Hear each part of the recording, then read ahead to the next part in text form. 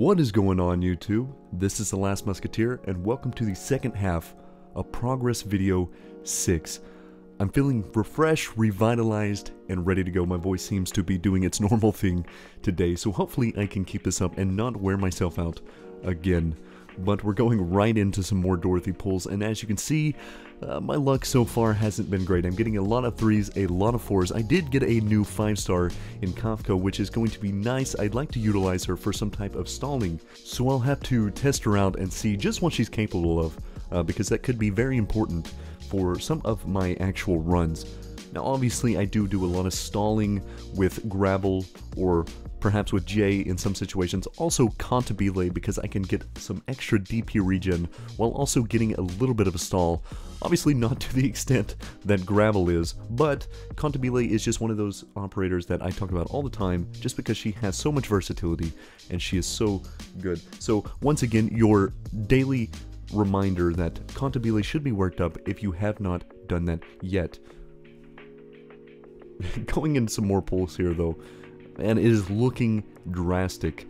You know, I'm hoping for at least pulling a 5-star to get the Grey Altar, because even though I may not use him in the future, depending on how I feel about him, I still want him. I still need him for the collection, but I guess he is too good for his own home. So I guess we're gonna have to wait a while before I have the opportunity to grab him. I don't know if he disappears after this banner or not. I hope that's not the case.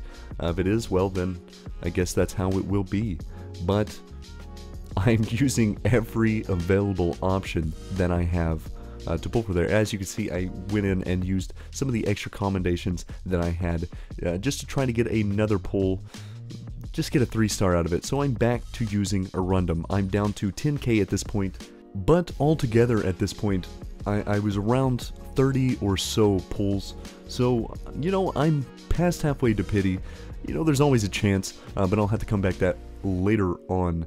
As you can see here, I get a max potential finally on Amiya because I had done the Patriot run. So good to see that she's finally maxed and ready to go. I have a lot of others that are getting pretty close to actual max potential. Tolopsis here, I was checking out. Obviously, she gets the 0.15 per second with the SP recovery of all allies, except it goes to 0.3 at E2, so that's going to be very interesting when I get to that point. She's going to be so good, probably especially paired with Thorns or Mudrock in general. Not having to hit anything but getting that regen is going to be really, really nice. So I'm looking forward to testing that out at some point, but obviously E2 is a long ways away. I've got a lot of things I have to work on, and I keep pushing Jay to the back burner. I say I'm going to E2 him every video for the last like month, but potentially he's going to get pushed back again. We'll see what I can do in some IS2 runs, how many I can actually get done in the next little bit to see how much LMD I can save up. But we're going into EX3 here, and honestly the layout on this one is not looking too bad. I like this Thorns positioning. I always love Thorns positioning where I can put him basically for the most part out of harm's way while he's able to fully utilize his skill range and capabilities in these spots. Now this is a beautiful, beautiful A lane because placing her there I can hit all of them at the same time, and it's just so much fun to watch. And Bagpipe is trying to hold that bottom lane. I wasn't paying attention exactly where that one was walking through, so whenever it got there I was almost a bit too late. I was really worried about that on stream, but I ended up holding it between Bagpipe and Cantabile stalling until I could get Mudrock out, and then Mudrock holding the lane, and I drop Amiya to give a little relief in those terms to her. I also have Aya ready for her skill ability. I activated a little late. I could have done this quite faster if I had been paying attention to that, but we get that one down, not too bad. Heading into DV EX4. Now this one is another fantastic A lane. She is going to make very quick work of them. I just have to make sure I have plenty of time to get her out and can also block these lanes. So that's the good thing about having Swire, having Bagpipe, because they are very cheap deployment, and Swire being able to hold 2 enemies at the same time, and Bagpipe at least holding 1. And as you can see there, I almost leaked 1 because I didn't pay attention to the fact that I still have just Myrtle blocking that lane. Made it a little rough. I got very close there, but luckily we get it done. I go ahead and get rid of Bagpipe. Thorns is going to really help with holding these lanes. I leave Gavial here just in case something gets close enough that Gavial can utilize her ability. Myrtle tank, obviously the best tank in the game, so why not leave her there? You know, it's going to be great options going forward. I'm sure nothing bad can come of this.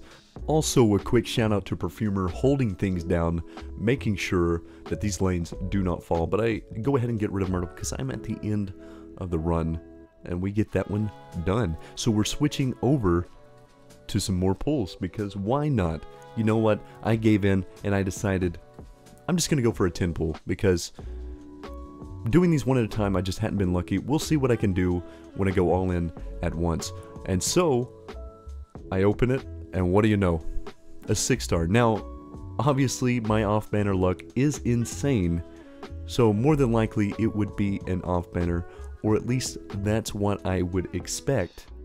But I like to think that I've been good. I've been nice enough to hold this curse, this off-banner curse, for everyone else, so that all the bad luck goes to me. So I'd like to think, in a way, it's going to balance itself out, maybe give me exactly what I wanted.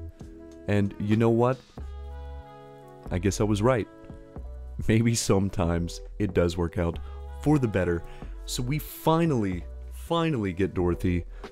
Actually some pretty good rates. I got Saga and Dorothy in under 50 pulls, which is always the goal when it comes to that. So, you know, excited to say the least, and ready to see what I can actually do with her in the future. Hopefully, you know, I can get her up to E2 pretty soon. I'd like to put her ahead of the line, because I really like her playstyle. I like the Trapmaster abilities, and I think she has a ton of great utility. Not to mention the damage. She also has slow or bind, which means basically I'm going to have a lot more time of dealing damage to people, and it's going to help me hold some lanes a lot better, because I've been really lacking when it comes to slow supports, and having a specialist that does a lot of damage and gives me the maintenance for my lanes is going to be a huge upgrade. So she'll probably be in my lineup quite often, I'm not gonna lie. Of course, with how greedy I was towards pulling her, I have to utilize her, absolutely. So you're gonna see some decent amount of gameplay of Dorothy probably in the future once I can get her to a decent rate. Though I probably will start using her by E1, because I think by that point she is already pretty good and is not gonna need the full utilization of her E2. So once we get to that point, we will obviously getting her to E2 and then upping her masteries. In the future, trying to get a module that will make her insane would be great, but we will see what will happen in the future. But for right now, we're going into the next EX stage, and this one was a bit scarier, I will say. There was a lot of times where I thought I was going to get overrun by the sheer amount of Gundams that are walking through. A lot of them aren't powered up, the weaker version, so that is the one saving grace that I had here. But I do have plenty of quick deploy that I can use and utilize to hold these lanes, so luckily I was able to work it out in the end. I probably should have used somebody to pull some of the bigger guys into the hole up there, because obviously that's going to save me a lot of pressure coming in from that lane. I do have Aya facing that direction, and I probably should have moved her because most of the Gundams are coming from the left side, meaning that if I had put her in front of Click and kept some healing on her, I'm gonna have a lot easier time actually maintaining that lane. But all in all, it does work out in the end. I do have ways of stopping a lot of what is coming through, and I also put Gavial in front of Mudrock facing down, and I know that seems a little weird, but the reason being, anything that comes from the bottom lane she's going to do a lot of damage to, but also she's just going to try to stall for this front lane, so she's going to get punched down pretty quickly. Mudrock's turn to take the damage, but I have two casters up on the top lane. Obviously, Amiya's not getting healed at all, so she's going to go down. Mudrock also goes down, and then I hold slightly with Cantabile just to keep the one punching Gundam out of the way, and we finish the rocket one out with no problem. So we are moving on to DVEX6.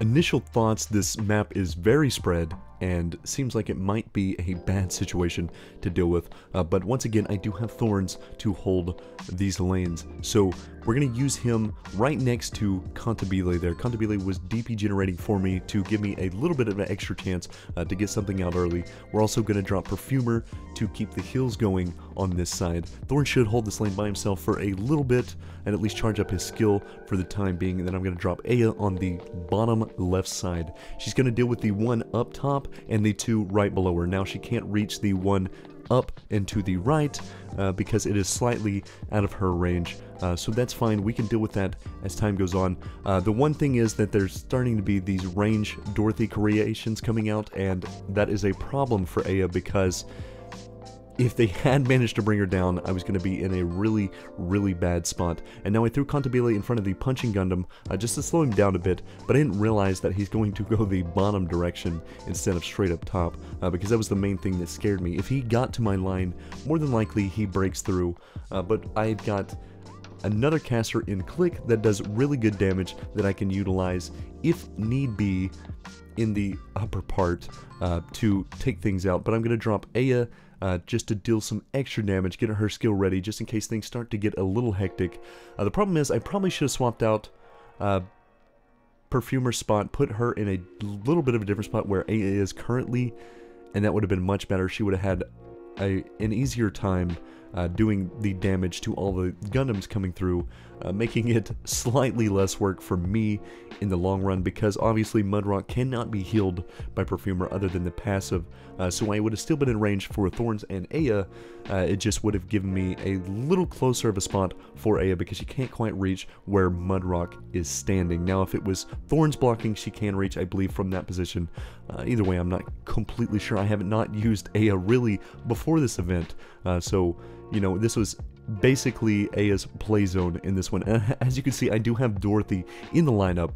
She's only level 2, so I'm just using her for the trust farming for the moment because she gets more from the event. But we also hit level 58 as I was doing some runs on S5-6. This is just because there was some of them that I needed to go back and actually clear. I didn't realize that I had not cleared those at any point. So this is all basically for the rebuild after spending most of my pulls on Dorothy. So after the Patriot fight, we had went into the event to do the EX, but I decided to take a break from that for a moment to go in and work on Chapter 8. Now, Chapter 8 is very, very good for OP. There are a lot of story missions, so basically I'm going to be doing a lot of reading, but I'm also going to get a lot of free OP from it, so I'm perfectly fine with that. Now, it also introduces the mechanic of these boxes that block lanes. They're the temporary roadblocks that you will destroy, and it comes into play in the next couple of stages because of the fact that there's going to be civilians, so I'm going to have to destroy those to allow the civilians through, or they're going to get taken out by the enemies, which means if they get taken out, then I lose a life point, which basically means I have to start over. So I have to get pretty fast at breaking down these boxes and understanding the exact walk paths of these, because when I'm doing these, I wasn't doing the practice runs, I was doing the regular runs at first, because you do get the free full sanity refund in case you lose, but that also gives me the added challenge of trying to do it on the first try, which I do enjoy. That's why a lot of times you'll see me not go into practice, but go into the regular first, just because I like the idea of the attempt straight off. So in this one, you're getting your first taste of the civilians going through, and as you can see, they're taking a decent amount of damage per hit, so you have to be very quick with how you utilize your operators, because if not, you're going to have them running into the line of fire and taking way too much damage to be able to survive. So what I do is I end up throwing Swire and Saria in front of the top box so that I can block anything that comes down that way, and I don't have to worry about bottom lane basically, because Mudrock can handle that. If she needs a little extra help, maybe another blocker, I can always throw Cantabile down. I can always throw a sniper down just to alleviate some of the pressure of that lane. But I also put Bagpipe in the front in this one solo lane so that I can block any of the ones that are coming through this way. The main thing is, all I have to really look out for is the survivors. So if I can keep them healthy, keep them out of harm's way, we should be good, because most of the enemies in this are not that hard when you compare them to the last chapter where I had all the gorilla buffs, just making people extremely tanky and hit so hard. So this is a nice break from that whole situation. But now I have another thing to worry about that I really like. Tallulah is going to walk through, and she does really good damage to him, so that's a good thing. She's not just a walking meat shield. She does good damage and helps out with some of the kills, because I thought for a second there that I was going to have to find a way to get rid of the elites and the other fighter on the right side by myself, but she goes ahead and takes care of that problem for me. So what I do here is I just stack thorns on one side, bagpipe on the other, and then I'm going to drop my blockers on those sides as well. I just have to make sure that I clear anything that goes down mid lane, because that's what's going to hit Tallulah by the end of it. Now, I don't know if she's tanky enough to survive it the whole time, if she was tanking all the enemies going through. Probably not, so it's better to be safe than sorry in this situation, but with blue poison and click helping out on their sides in particular, it just makes short work of everything I'm dealing with here. And Thorns, of course, when he's not blocking anything, can deal with the other ones in that lane. Now I have Tequila at the back to get rid of anything that was going to get by, as a couple of them did manage to push through in the mid lane, but Tequila, being the powerhouse that he is, made light work of them. So moving on to R8-4. Now this one was a bit strange. The first time I ran it, I was thinking, I got to figure out exactly how I want to place things, how I want to break these blocks. Cantabile, obviously my DP generator, who also works on the boxes, so she can grant you DP every time she's hitting those. So if you use that as your fast deploy option, you can also gain a lot of DP while breaking down those boxes very quickly. She is a great operator to bring to any stage like this. You can also use Jay, use someone like Gravel if you want.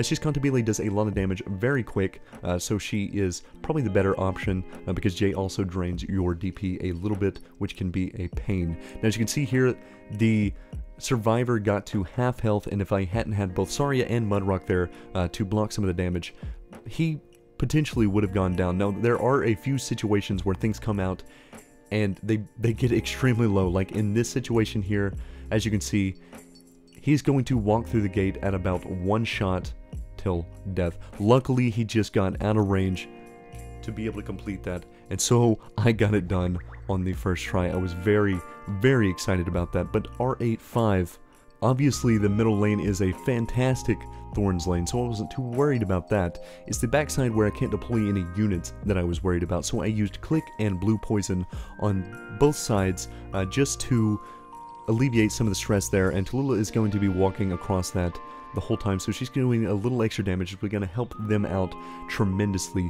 I almost missed some of the stuff on top lane as well, because some of the Ursus Raiders run through, and those guys are a nightmare. If you don't have anything that is 2 block or higher, they will not be blocked. Plus they do some pretty good damage, honestly. So what I ended up doing was, I have Perfumer on the right side here. I'm going to drop Swire in the top lane, and with her being E2, max module, not max skill mastery yet. I still need one more to do with that. I just ran out of supplies for the time being, but I'm going to throw her down in the top lane. As you can see here, Cantabile first, because I noticed it a little late. He almost got out of the box, but Swire is able to finish him off, and then I'm going to throw Perfumer out and put Shining in that spot so that I can make sure Swire stays alive. But you can see with her ability active there, she does quite a bit of damage. Swire gaming at its finest, and I am slowly biding my time for, if I do not get the swimsuit skin, at least give me the Swire altar, because that would make me happier than anything, having 2 Swires to be able to use, because once the Texas altar comes out, we are also going to be able to use the other variant together. So it's going to be interesting to say the least. I'd love to see what a duo Swire could actually do. But moving on to the next stage, as you can see from the bottom, it's a bit scary looking at the first because there are so many casters. Now what I decided to do was throw Blue Poison down to try to alleviate that lane a little bit, because I figure Tallulah is strong, she is fairly tanky, but she's only can tank so much. So what I needed to do was make sure that I had a way of taking out a lot of the casters, or alleviate some of that stress off of her, so that she could make it to the red box, because if not, obviously I lose 2 life points and basically have to start over. So first and foremost, it's imperative that I make sure she survives. Now I'm going to throw Cruz down in this lane, and I know it's not the greatest option to have her here, but having Cruz there to do a little bit of the damage is a fantastic thing. Now you can see Tallulah is already below half health, and the casters are still coming, so at this point I'm starting to get a little worried. I know my top lane is perfectly fine. Thorns and Zarya are more than capable of holding that. Anything gets past Thorns, obviously Zarya's going to block, but Swire is going to do some extra damage from the backside there. A great utility for Swire, having that 3-tile range, getting all that guaranteed extra damage with her trait is really nice. So Tallulah is actually starting to walk closer to the gate, so at this point I'm not so worried. I have Mudrock down on the last 2 tiles in case I needed it, but I knew Thorns would take care of the light work for me. So that is R8-6 done. And originally I was editing this video and that's where I had stopped because I had ran out of sanity. But later on, as I was working on the other one, my sanity built back up and I decided, you know what, I'm going to attempt some more runs. So I might as well go in and try some of R8-7 and R8-8 if possible. So now they're starting to introduce this drone that is very, very annoying. As you can see, it does a lot of damage and it is very tanky because even with Thorns there, it's going to take a little bit to take down. Perfumer is healing up Thorns nicely. I also have Zarya there, so in case Perfumer gets too low and can't out-heal the damage timing of the drone, Zarya is going to help her out in that situation. Now I have Click on the bottom side. Shining is going to try to keep Click alive while Click takes care of this drone as quick as possible. I put Swire in the bottom lane to hold that one because I know she can hold that one solo. I get rid of Click at that point and throw down Cruz to do some extra damage on the enemies and the box to allow that one to get through because he almost went down as well. And if I hadn't have got it done at the timing that Cruz destroyed it, more than likely I lose right there because the caster would have been in range to do 1 or 2 hits, and I think it would have only taken 1, honestly, to actually finish off the civilian. But with the hard part out of the way, now I have to clear up the trash mobs at the end of this. The casters are a little tankier than you would expect. They actually have quite a bit of damage resistance, it seems. So obviously Zarya is not the best option for dealing damage to them. I dropped Cantabile and Cruz to help out Bagpipe because she did not have her skill ability ready at that point. And the only reason I have it on S3 instead of S2 there is because I needed the extra block from the ability in case things went bad. Now this one, Stage R8-8 was actually very annoying. It took me about 3 or 4 attempts to actually get this one done. I did a little bit of planning between that. So what you have to do is basically, Tallulah is going to walk through. Every time you destroy a box, she'll only stop if the box is there. So you have to destroy the box and let her through while all these drones are flying through. And one of them's going to spawn at the first where I have Thorns at, so that it's going to chase her down the whole time. So you have to do this at a specific timing to keep her alive, get rid of the drones, and survive everything that's going on, because the range they have, none of these range tiles are safe except for the middle one after they fly by. So you have to be really precise with timing and make sure you have plenty of blockers. I used Mudrock as one of them. Obviously not a great option. She can survive it, but she is very expensive, not only on the first deployment but also the second deployment. 54 DP cost to deploy her a second time is a nightmare. Now what I needed to do was get rid of the bottom lane one with Click as soon as possible, so what I decided to do was throw down Bagpipe and Shining and hope that it was enough survivability to take out the box and take out the drone. The unfortunate thing is it wasn't quite enough survivability for that, so I ended up dropping Thorns on the bottom here and hoping that he could finish off this bot in time and also finish off the one on the bottom, or at least get it low so that I can utilize a little different strats with some casters or something later on. But as you can see here, also the Helidrop units come in every single lane that she's doing, so she's going to take more damage there, and obviously you have to have somebody to stop them from going through the doors, otherwise you're going to leak from there. So they are very quick to move. So it's all about having plenty of units and plenty of DP to drop in time for this. Now as you can see, I've got Steward in here. He takes one shot from it because it is an elite version of the drone, so he does go down.